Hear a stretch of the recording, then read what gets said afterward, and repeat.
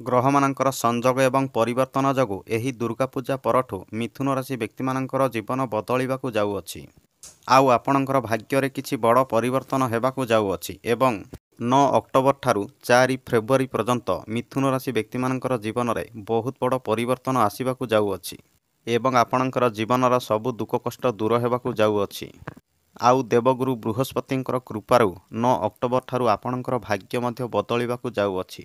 କାରଣ 9 ଅକ୍ଟୋବରକୁ ଦେବଗୁରୁ ବୃହସ୍ପତି ବକ୍ରି ହେବାକୁ ଯାଉଛନ୍ତି ଏବଂ 9 ଅକ୍ଟୋବର ଠାରୁ 4 ଫେବୃଆରୀ ପର୍ଯ୍ୟନ୍ତ ମିଥୁନ ରାଶି ବ୍ୟକ୍ତିମାନଙ୍କୁ ଦେବଗୁରୁ ବୃହସ୍ପତି କିଛି ଶୁଭଫଳ ପ୍ରଦାନ କରିବାକୁ ଯାଉଛନ୍ତି।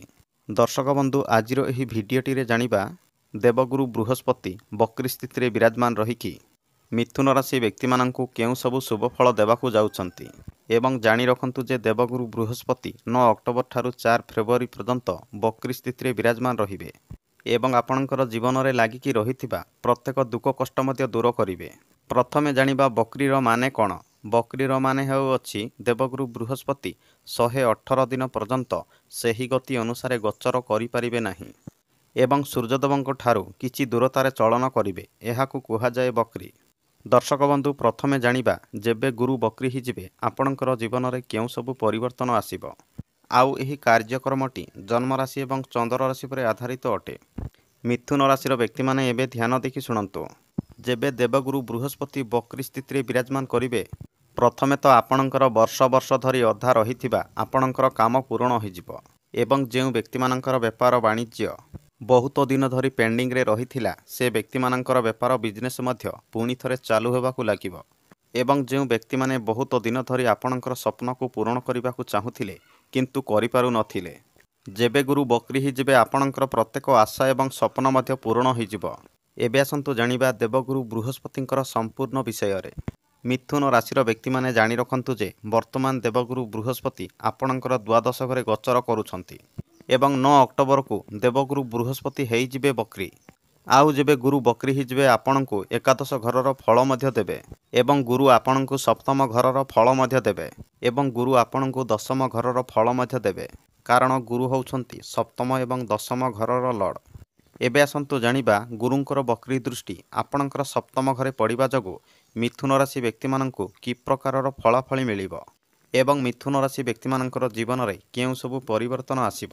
ମିଥୁନ ରାଶିର ବ୍ୟକ୍ତିମାନେ ଧ୍ୟାନ ରଖନ୍ତୁ ଯେ ଗୁରୁଙ୍କର ବକ୍ରି ଦୃଷ୍ଟି ଆପଣଙ୍କର ସପ୍ତମ ଘରେ ପଡ଼ିବା ଯୋଗୁଁ ଯେଉଁ ବ୍ୟକ୍ତିମାନଙ୍କର ବାହାଘର ହୋଇପାରୁନଥିଲା, ବାରମ୍ବାର ପ୍ରସ୍ତାବ ଭାଙ୍ଗି ଯାଉଥିଲା, ପ୍ରଥମେ ତ ସେ ବ୍ୟକ୍ତିମାନଙ୍କର ବାହାଘରର ଯୋଗ ବନିବ ଏବଂ ବାହାଘର ମଧ୍ୟ ହୋଇଯିବ ଯେବେ ଗୁରୁ ବକ୍ରି ହୋଇଯିବେ ଏବଂ ଯେଉଁ ବ୍ୟକ୍ତିମାନଙ୍କର ଅଧା ରହିଥିବା ସ୍ୱପ୍ନ ମଧ୍ୟ ପୂରଣ ହୋଇଯିବ ଏବଂ ଯେଉଁ ବ୍ୟକ୍ତିମାନେ ବହୁତ ଦିନ ଧରି କିଛି ବେପାର ବିଜନେସ୍ କରିବାକୁ ଚାହୁଁଥିଲେ କିନ୍ତୁ କରିପାରୁନଥିଲେ, ସେ ବ୍ୟକ୍ତିମାନେ ମଧ୍ୟ ନିଜ ଆଶା ଏବଂ ସ୍ୱପ୍ନକୁ ପୂରଣ କରିପାରିବେ ଯେବେ ଗୁରୁ ବକ୍ରି ହୋଇଯିବେ ଏବଂ କିଛି ବ୍ୟକ୍ତିମାନେ କିଛି ନୂଆ କାମ କାର୍ଯ୍ୟ ମଧ୍ୟ ଆରମ୍ଭ କରିପାରନ୍ତି ଏବଂ ଆପଣମାନେ କିଛି ନୂଆ କାମ ମଧ୍ୟ ଶିଖିବାକୁ ପାଇବେ ଏବଂ ଗୁରୁଙ୍କର ଦୃଷ୍ଟି ଆପଣଙ୍କର ସପ୍ତମ ଘରେ ପଡ଼ିବା ଯୋଗୁଁ ଆପଣଙ୍କର ଲାଇଫ୍ ପାର୍ଟନରର ପର୍ସନାଲ ଲାଇଫ୍ରେ ବହୁତ ବଡ଼ ପରିବର୍ତ୍ତନ ମଧ୍ୟ ଆସିବ।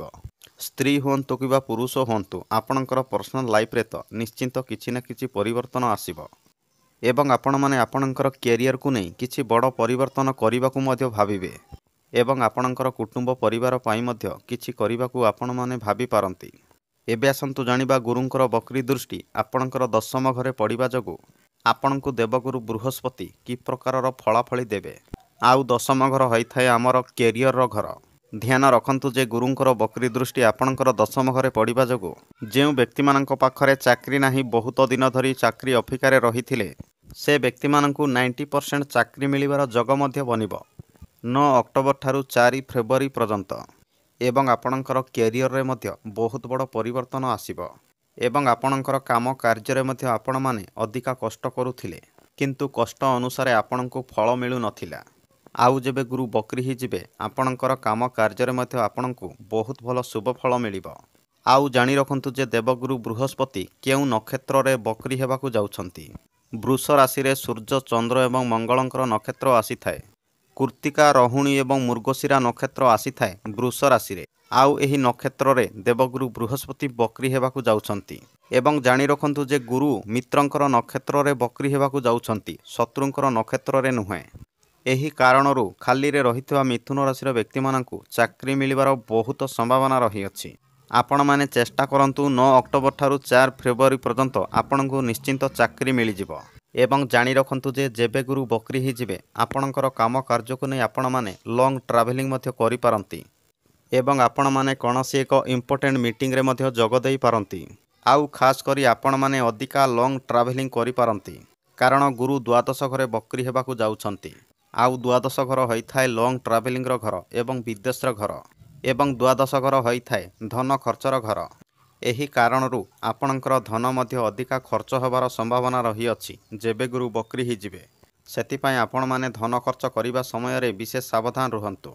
ଏବଂ ଯେଉଁ ବ୍ୟକ୍ତିମାନେ ବହୁତ ଦିନ ଧରି ଟଙ୍କା ପଇସା ଜମା କରି ରଖିଥିଲେ ସେ ବ୍ୟକ୍ତିମାନଙ୍କର ଟଙ୍କା ପଇସା ମଧ୍ୟ କୌଣସି ଏକ କାରଣରେ ନିଶ୍ଚିନ୍ତ ଖର୍ଚ୍ଚ ହେବ। ଏବଂ ଗୁରୁ ଆପଣଙ୍କୁ ଏକାଦଶ ଘରର ଫଳ ଦେବା ହେତୁ ଆପଣଙ୍କର ସ୍ୱପ୍ନକୁ ପୂରଣ କରିବାରେ ମଧ୍ୟ ଆପଣମାନେ ଧନ ଖର୍ଚ୍ଚ କରିପାରନ୍ତି।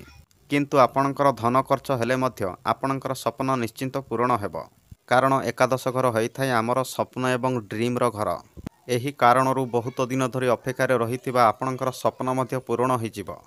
ଏବଂ ଗୁରୁଙ୍କର ବକ୍ରି ଦୃଷ୍ଟି ଆପଣଙ୍କର ଚତୁର୍ଥ ଘରେ ପଡ଼ିବ ଏବଂ ଷଷ୍ଠ ଘରେ ପଡ଼ିବ ଏବଂ ଆପଣଙ୍କର ଅଷ୍ଟମ ଘରେ ମଧ୍ୟ ପଡ଼ିବ। ଏହି କାରଣରୁ ଆପଣମାନେ ଆପଣଙ୍କର ମାଙ୍କ ବିଷୟରେ ଅଧିକା ଭାବିପାରନ୍ତି ଏବଂ ଆପଣଙ୍କର ମାଙ୍କ ସହିତ ବହୁତ ଭଲ ସମ୍ପର୍କ ମଧ୍ୟ ରହିବ। କିନ୍ତୁ ଧ୍ୟାନ ରଖନ୍ତୁ ଯେ ଷଷ୍ଠ ଘରେ ଏବଂ ଅଷ୍ଟମ ଘରେ ଗୁରୁଙ୍କର ବକ୍ରି ଦୃଷ୍ଟି ପଡ଼ିବା ଯୋଗୁଁ ଆପଣଙ୍କର କିଛି ଶତ୍ରୁମାନେ ଆପଣଙ୍କ ସହିତ କିଛି ପଲିଟିକ୍ସ କରିବା ପାଇଁ ଚେଷ୍ଟା କରିପାରନ୍ତି ଏବଂ ଶତ୍ରୁମାନେ ଆପଣଙ୍କର ବହୁତ କିଛି କ୍ଷତି ମଧ୍ୟ କରିପାରନ୍ତି।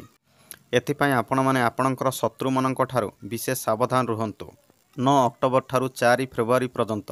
ଦର୍ଶକ ବନ୍ଧୁ ଏଥିଲା ଯେବେ ଗୁରୁ ବକ୍ରି ହୋଇଯିବେ ଆପଣଙ୍କୁ ଦେବଗୁରୁ ବୃହସ୍ପତି ଏସବୁ ଫଳାଫଳି ନିଶ୍ଚିନ୍ତ ଦେବେ ଏବଂ 9 ଅକ୍ଟୋବର ଠାରୁ 4 ଫେବୃଆରୀ ପର୍ଯ୍ୟନ୍ତ ଆପଣଙ୍କର ଜୀବନରେ ଏସବୁ ଘଟଣା ନିଶ୍ଚିନ୍ତ ଘଟିବ। ଯଦି ଆପଣମାନଙ୍କୁ ଏ ଭିଡ଼ିଓଟି ପସନ୍ଦ ଲାଗିଥାଏ ତାହେଲେ ଭିଡ଼ିଓକୁ ଗୋଟିଏ ଲାଇକ୍ କରନ୍ତୁ ଏବଂ ଏ ଭିଡ଼ିଓକୁ ବହୁ ମାତ୍ରାରେ ସେୟାର କରନ୍ତୁ। ଧନ୍ୟବାଦ।